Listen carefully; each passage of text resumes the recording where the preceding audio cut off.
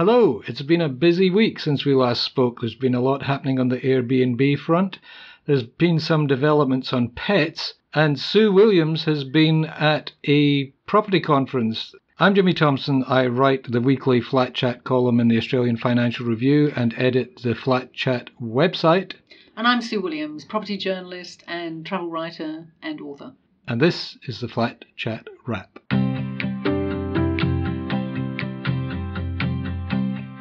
So, Sue, there's been a lot happening on Airbnb. Have you been up to date with it? Yeah, it's funny, I guess because we're getting closer and closer to New South Wales announcing what the regulations might be. So it does seem that there's an awful lot of controversy still swirling around and lots of fresh controversy as well. Well, yeah, the battle lines have been drawn, certainly as far as the proposed register is concerned. Yeah, so people feel a bit differently about that on different sides, don't they? Well, basically, there's two sides. There's Airbnb on one side and everybody else on the other side. There is another organisation called the Association of Holiday Rental People. I think it's like two guys and a computer. I don't know. Maybe it's huge. But, yeah, look, they all think that there shouldn't be a register for reasons which are pretty obvious when you look into what has happened in other countries where there's been a register.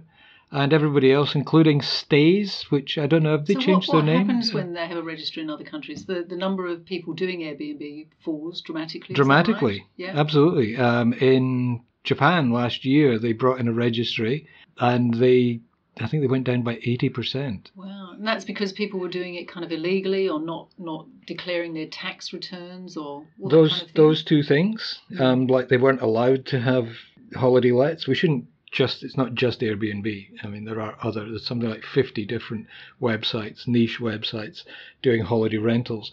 But basically, they weren't allowed to have holiday rentals in their buildings, either because of local council zoning or because of bylaws in their buildings. Some of them weren't paying tax.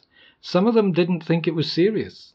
And now that is the evidence for that is that the numbers are starting to creep up again. But you have to assume that some people went, well, big deal. You know, I don't want to get a registration number. But it turns out that the agreement with the government and the hosting websites was that if they didn't have a serial number from the local council, they couldn't list on the website. So they got delisted. So they had to register. They had to register, absolutely, because if they don't have to, they won't do it. No, I mean, these are people who've been encouraged to basically break the law, break the planning laws, you know, forget your planning laws, forget your zoning, just put your house on the market or your flat on the market for holiday letting. Forget the fact that it says in the development application, the development approval, under no circumstances should these apartments be used for holiday lets. And they've been encouraged just to ignore that and go ahead and do it. So you can't imagine that they'd be rushing to keep the law to its absolute letter. Yeah, and that's a much more effective way, isn't it, denying them a listing than actually imposing penalties on people who don't register. It's very simple. It's very, very, very simple. And that's the problem with our politicians and our bureaucrats.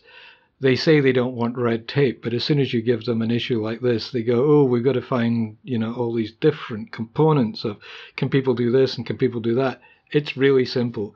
You go to your council, you get a registration number for the property, and you get a registration number for yourself as the host. And if the letting agency doesn't have both of those things, then you're delisted. Right. Well, it sounds eminently sensible. And I think the other major player, which is Stays, they're quite in favour of registration, aren't they? Very much so. I mean, we have to remember that they tend to operate in the rural areas, partly, the traditional holiday let homes near the seaside. But what they say, their official line is that it's the only way to work out how significant the industry is, so that, you find out how many people are really doing it, and then government can start developing policies based on the reality rather than just the publicity. That sounds a very good, sensible idea. And I think elsewhere in the country there have been some developments as well, haven't there, with short-term holiday lets? Well, yeah, WA, which we tend to forget about for some reason.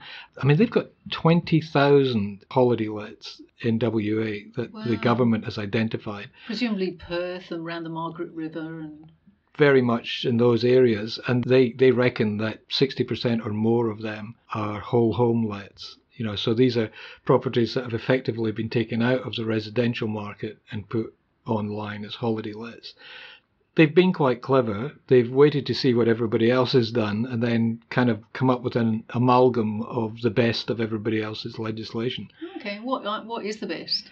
Well, first of all, they're going to, I mean, these are just proposals in a discussion paper that they issued just this week.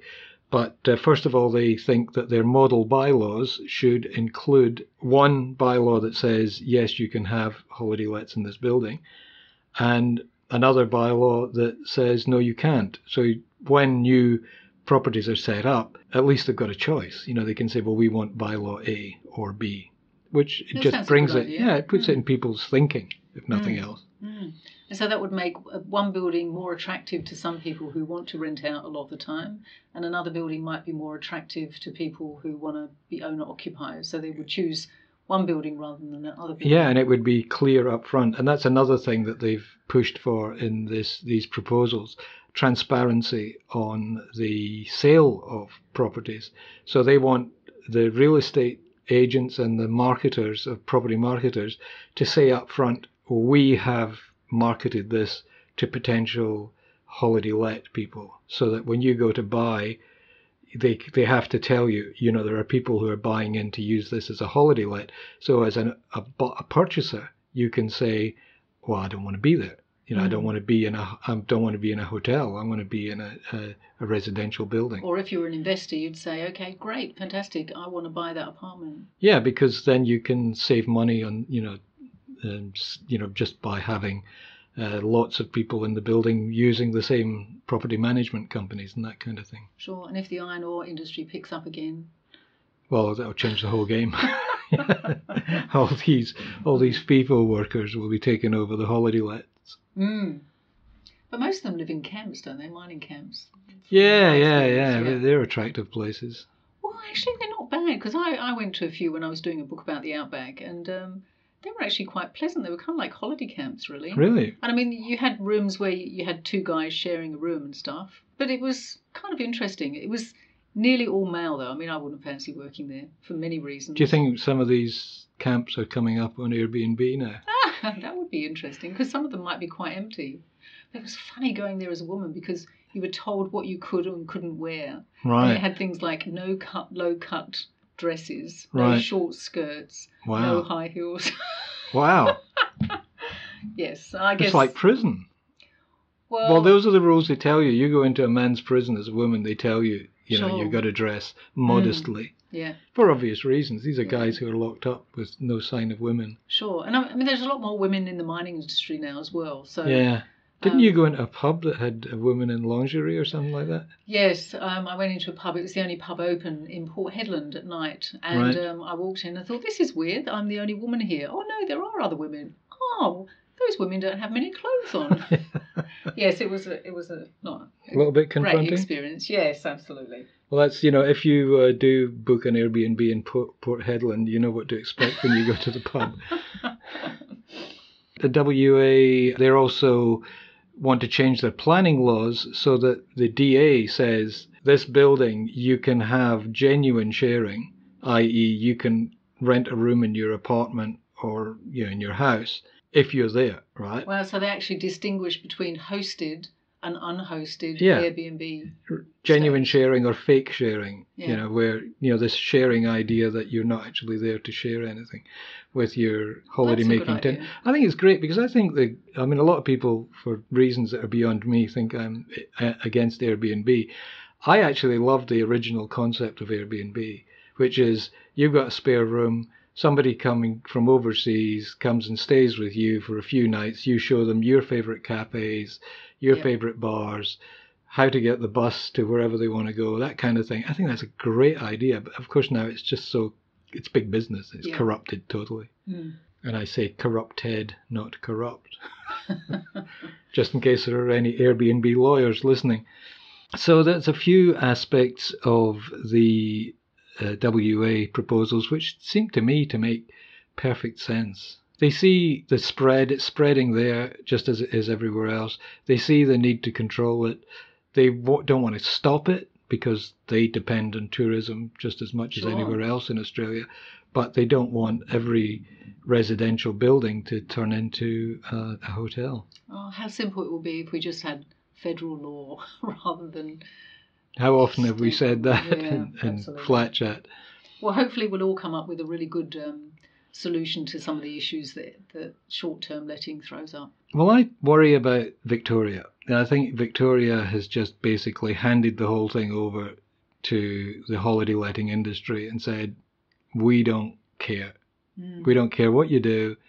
Don't make too much of a mess too often. Like 3 strikes. Like you've got to have an apartment has to have had basically a riot 3 times before the owners' corporation can do anything. You would think once would be enough. Twice would definitely be enough. But no, you get 3 shots at it. The methods for controlling it are very limited. You cannot have bylaws in Victoria to limit short-term letting. And I was thinking about it the other day, and I think maybe they just hate people who live in apartments. Maybe they think, it's that attitude of, well, you made your bed, lie in it. Yeah, I think that's quite possible, really. Because, it's a Labour government in Victoria. Maybe they just don't like the idea of looking after homeowners. It seems bizarre to me, but I can't think of any other reason why they would just go, oh, this American company is going to take over apartment blocks or allow people who have holiday lets to take over apartment blocks, and we're going to do nothing about it. They hate us. Well, it's interesting, in New South Wales, we had almost exactly the same laws or lack of laws. And then one MP, and I have a feeling it was John Sidoti, who has been in the news for other reasons. He was the one who said, right at the last minute, hang on a minute, are you really going to hand over apartment blocks to holiday lets? My constituents will go nuts if you do that. Are there a lot more apartment dwellers in New South Wales than there are in Victoria as a percentage? There is a higher percentage, but the growth of holiday lets in New South Wales over the past years has been 25%. In Victoria and Melbourne, it's been 75%. Wow. Oh, they're going nuts there. It's one MP got herself she's a country MP in Victoria, and she got herself a little bolt hole flat in Melbourne so she could attend Parliament and stay overnight, and discovered that something like, I think she said 50% of the apartments were on Airbnb or on holiday letting agencies. Wow. And she was shocked, but she was a minority MP, she was a Nationals member, and they were in the minority there. I guess so many of their apartments are in Melbourne city centre and also in Docklands. Docklands is a big area for them, huge area for them. And I mean, basically it's Docklands and South Yarra and down near St Kilda. Yeah, St Kilda.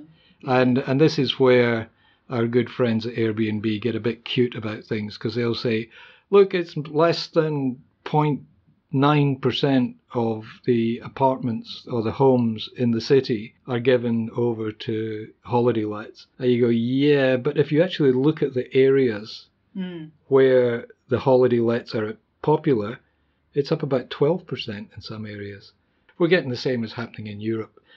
The hollowing out of cities, like they've had the problem in Barcelona and Amsterdam and Paris, where, the slogan is live like a local. Yeah, well, where are the locals living? Because they're not here. Yeah.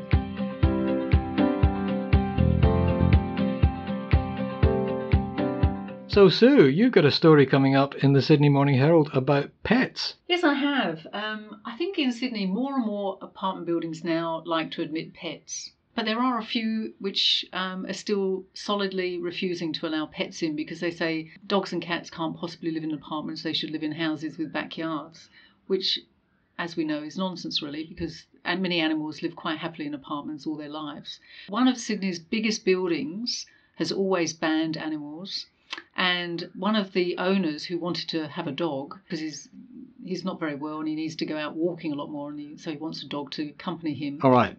It's the man who is not very well, not the dog. Oh, no, sorry.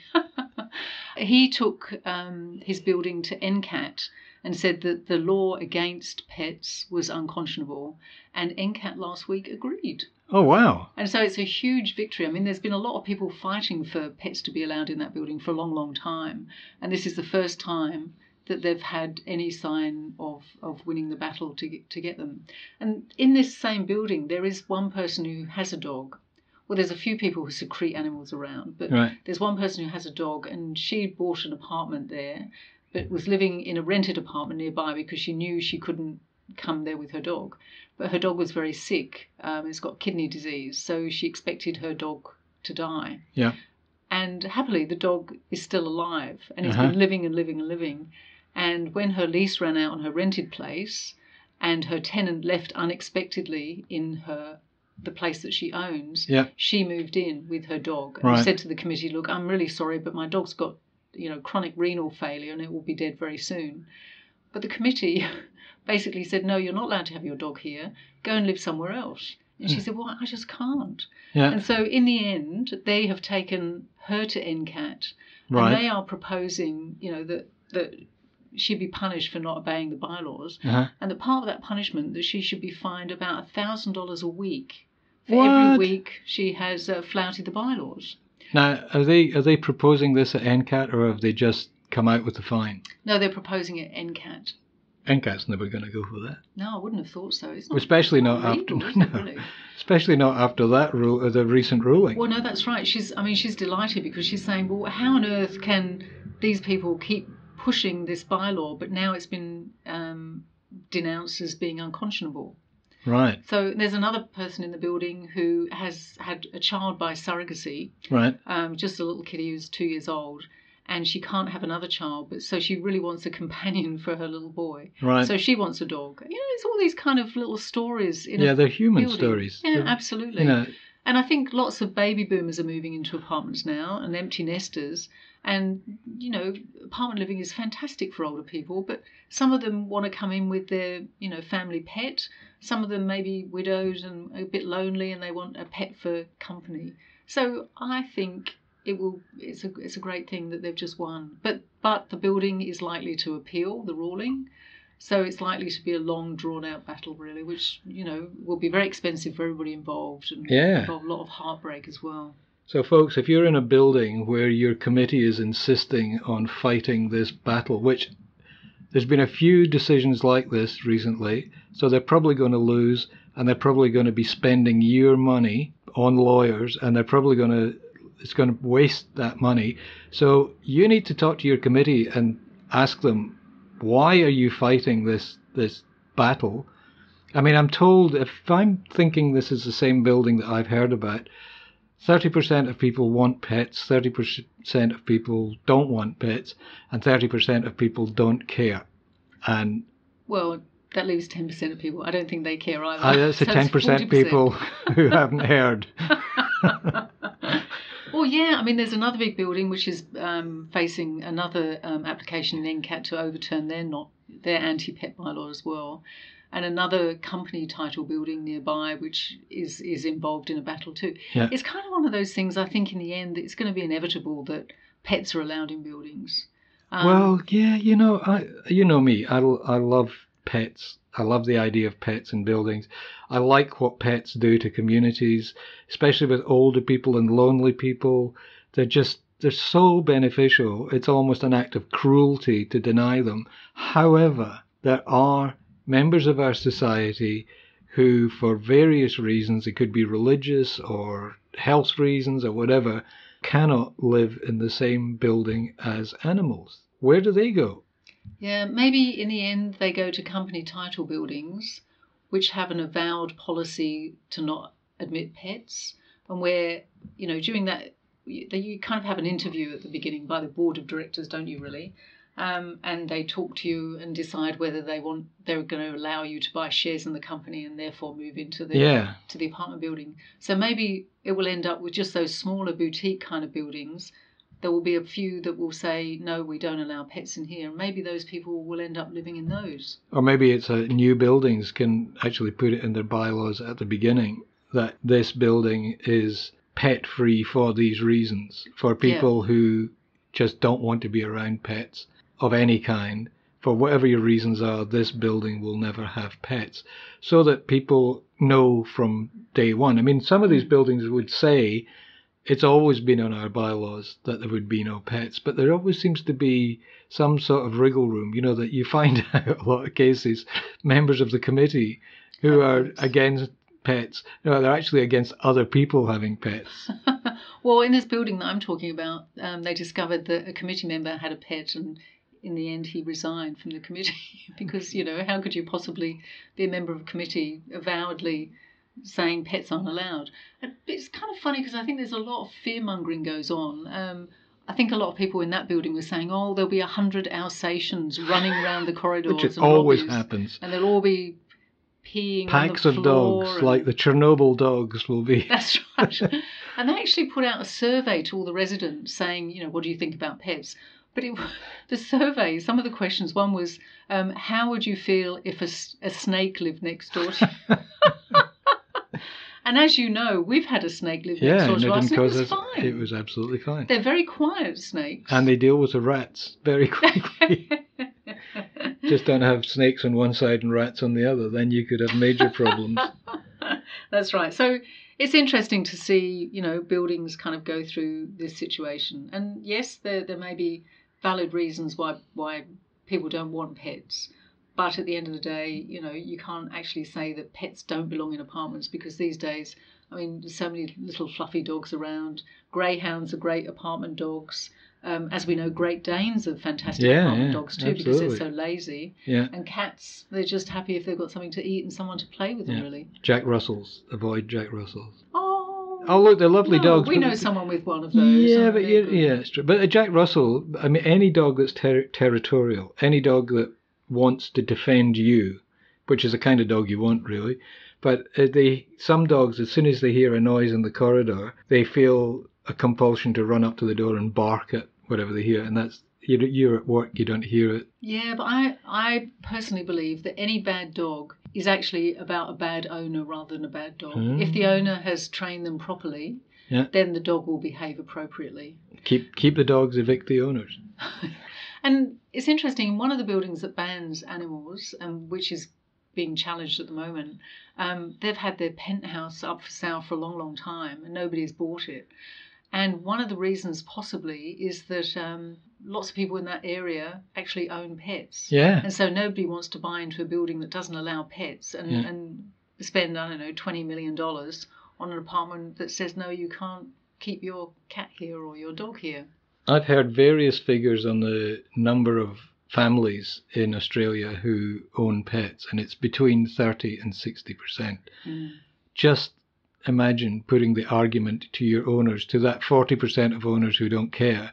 Say, how do you feel about the fact that when you put your apartment on the market to sell or rent, 60% of potential buyers won't turn up because there's no pets allowed? Sure.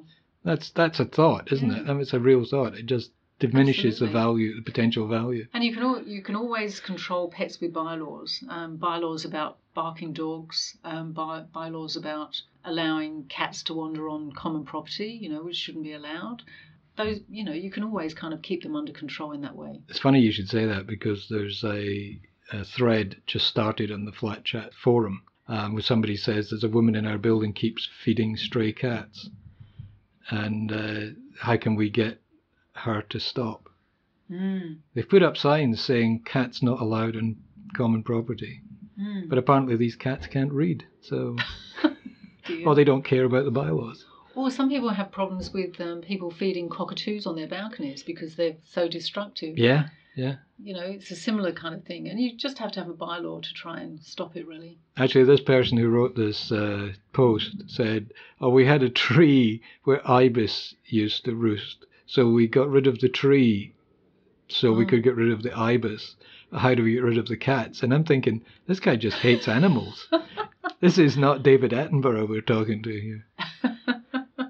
Well, yeah, and there are some people who don't like animals, and that's fair enough, but most buildings with that allow animals, if people get into the lift, usually the pet owners will always say, is it okay if I have my dog in here with me? And if someone says, no, I'm scared of dogs or something, most pet owners will say, no, that's fine, you carry on, So I think most pet owners are really considerate towards people who are a bit scared of animals too. You just reminded me of a story in a building, this very building, running a campaign to have pets allowed, and the person leading the campaign was bailed up by the chairman of the building and told, "We've just had a complaint from an old lady about a dog in the lift that licked her without her permission."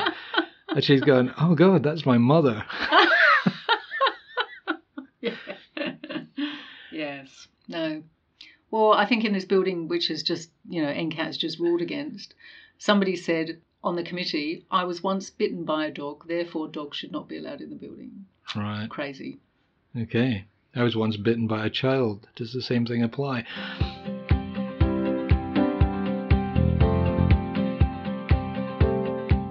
So, Sue, this week you've been at a property summit sponsored by the Australian Financial Review, where my column appears every Saturday. Yes, that's right. It was a whole day on property. It was about apartments, it was about houses, it was about commercial property as well. And we had Josh Frydenberg come and give us the main address, and he was extremely boring. Right. So I'm afraid to tell you, because last year there was a similar property summit, and the keynote speaker was John Howard. Oh, right. I'm no fan of John Howard, but he was an extremely entertaining speaker. Right. But Josh Frydenberg, sadly, just kind of gave us what sounded like an election campaign address, really. Right. Just one that he'd left over from a few months ago. Exactly. Just about how the economy is going fabulously well. Right. How good is that? Blah, blah, blah, blah. So, okay. so that wasn't very interesting. But there were a host of other speakers, and it was fascinating because they were talking about interest rates and how interest rates are likely to fall and fall and fall. And it's the Arctic winter of interest rates. Right. And eternal sunshine for people who have homes or mortgages. Right. Because rates are slipping all the time. Supply of apartments is obviously a problem. Yep. There's been a lot of supply in the past, but development approvals are really down. So apartment building isn't keeping up with population growth. So eventually prices will start rising again. This worries me because the last time there was an undersupply of apartments, governments all over Australia came up with this brilliant idea of self-certification to accelerate the development approvals. Well, I think they're all being very, very careful now. Right. Many speakers at the conference were talking about their worries about the quality of the build of apartments. And I think no government wants to be seen actually giving development approvals to developers who have built bad buildings in the past. No. And they're all kind of looking at better ways to police buildings too. Right. But yeah, I mean, they're saying that, I mean, as you know, there's negative interest rates in some places in the world, in places like Japan and Sweden and Denmark. Okay, tell me, negative interest rates, what does that mean to the person who has a mortgage? Sure. Well, usually when you put money in a bank, you get interest on your savings. Yes. But when you have a negative interest rate, the depositors actually pay the bank to keep their money. All right, so they just keep taking money out of your bank account and not putting any in. That's right. Yes, that's right. Well, in fees and services. Yeah, absolutely. So they've seen a lot of people. So a lot of people don't want to put their money with banks anymore because they don't get a rate of interest. So they might as well keep it under their mattress. But then they have so much money under their mattress they can't sleep anymore. So they've had a huge run on bank vaults. All right. And if you want to get into any industry, bank vaults seem to be the industry to get in. I mean, I think there's been a big business which has just opened in Sydney city centre. Yeah. And they also operate in Melbourne city centre as well, of just vaults. I'm thinking security mattresses. I think that's the way to go. Well, and one bank in Denmark is now offering negative interest home loans. Okay, now I'm really confused. On a 10-year rate. Right. So basically, you take out a home loan, and basically they pay you to take out the home loan. Okay. So then when you pay back, say every month you pay back money to service the loan, the loan goes down by more than you're actually paying. Right. How does that work for the bank? Because I don't know much about banking, but I know that they tend not to give money away. Yeah, well, this is a 10-year fixed rate. So maybe they're hoping that in the 11th year, the rate might be much, much higher and they can regain their losses. Right. Oh, that's interesting. And they So might it's be a fixed rate for 10 years on negative interest. Yeah. I mean, there's only This is free money. Yeah. There's only one bank in Denmark which is offering that at the moment, but apparently other banks in negative interest countries looking at its business model as well. And they, obviously, the reason they're making it a 10-year loan is because they don't see the economy picking up significantly in the next 10 years. Well, yeah, I mean, the reason that people have, or governments allow negative interest rates is to encourage borrowers to borrow money and encourage them to spend money. And on apartments. Yeah, to try of which there is a shortage. Yeah. Well, to try and create some kind of inflation and economic activity.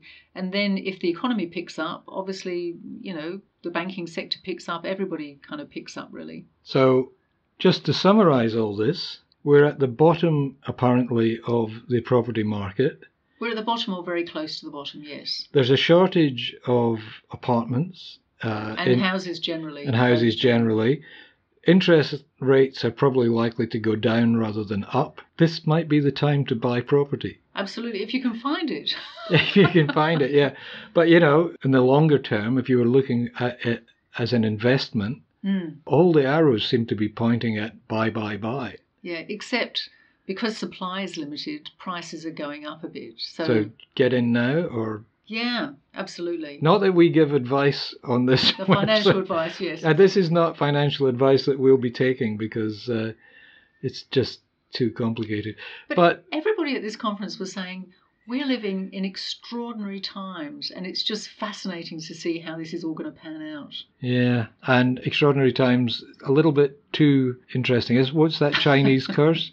May you live in interesting times. Yeah, well, we're certainly living in interesting times. Sue, thank you so much for coming along and chatting to us again. That was very interesting, informative, and entertaining. Pleasure, Jimmy.